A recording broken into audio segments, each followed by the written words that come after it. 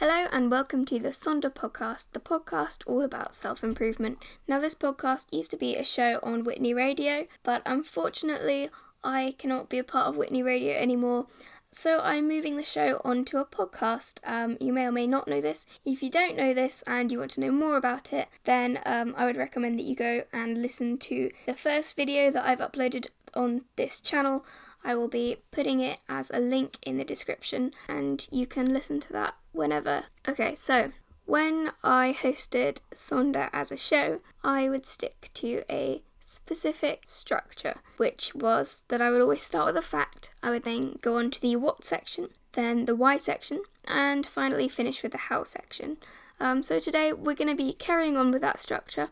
I don't think I've mentioned yet, but today's show is about procrastination, as you can tell from the title of this video. So let's start with our fact. In a survey of 2,219 people, 88% of the workforce admitted to procrastinating for at least 1 hour a day. That was a surprisingly difficult sentence to say. So, what is procrastination?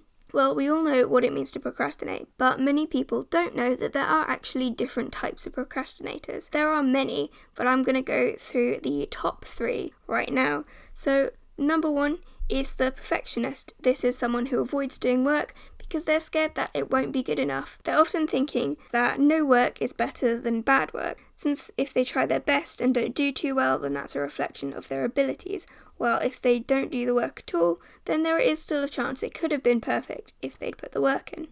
Number 2 is the dread-filled procrastinator. This is someone who procrastinates because they really don't want to do the task and therefore can't find the motivation to do it. Then there's number 3, the overwhelmed. This is someone with too much to do who doesn't know where to start and can't imagine being able to get all of the work done by their deadline.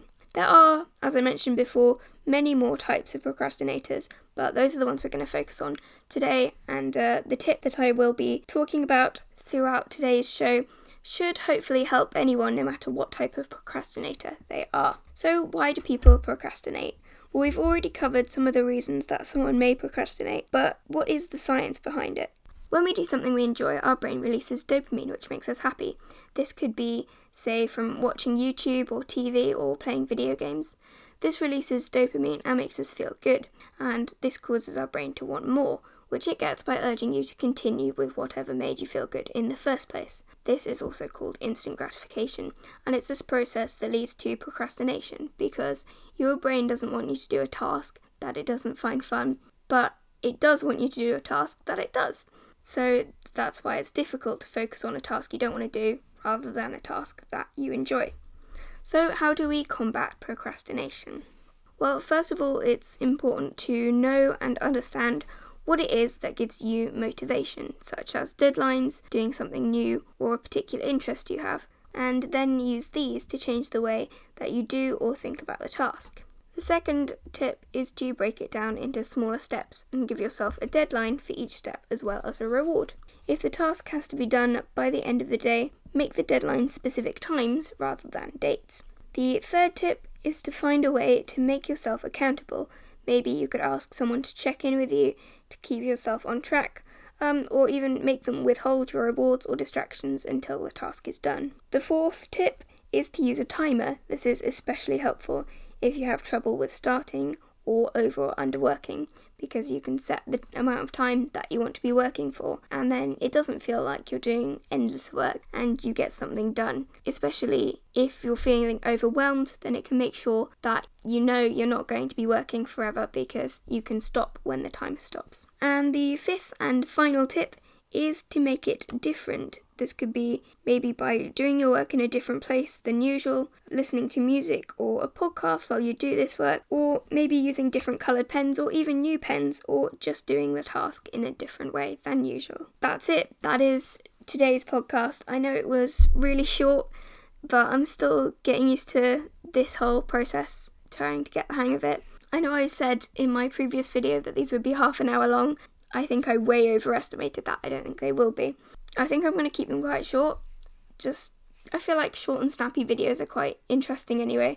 If you're anything like me, you get bored if you try to watch a video for too long. So that might be a good idea. And they will get longer because basically what I've been doing to change my original radio show notes into podcast notes is taking what I had before and putting it in a little bit of a different, slightly clearer way. Sometimes I get a little bit of new information, sometimes I don't think I'll be able to do that. So yeah, it won't be super long. I've totally forgotten what I was going to say. Oh yes, so all of the sources for the information that I've used to create today's post, I will be linking to in the description of this video. I will be making longer videos in the future, but I don't think they will be super duper long. They might reach half an hour eventually, which was what I said they would be in my first video, but I'm not actually sure about that now. So, thank you very much for listening. I hope that today's episode will help you. I'm sorry that it's a bit scatty and everywhere. This is obviously the first one that I've done, and I'm still getting the hang of podcasting. It's not really my forte. I feel like I was better on the radio station. It's a bit different doing things live. I feel like the relief of pressure knowing that I can edit this is actually not helping, but I'm not going to not edit it because otherwise you would hear all of my really boring ramblings. I might leave some of them in, but probably not that many. So that's it for today's video then. Thank you very much everybody for watching or listening. I hope that you'll like and subscribe, and I will be back next Wednesday with another show. I believe next week's video should be about stress, which I think will probably be quite helpful for everybody considering the current situation. Again, thank you guys for watching. Please bear with me as I figure out what the hell I'm actually doing with podcasting, and I'll just keep improving with time. Yeah, bye.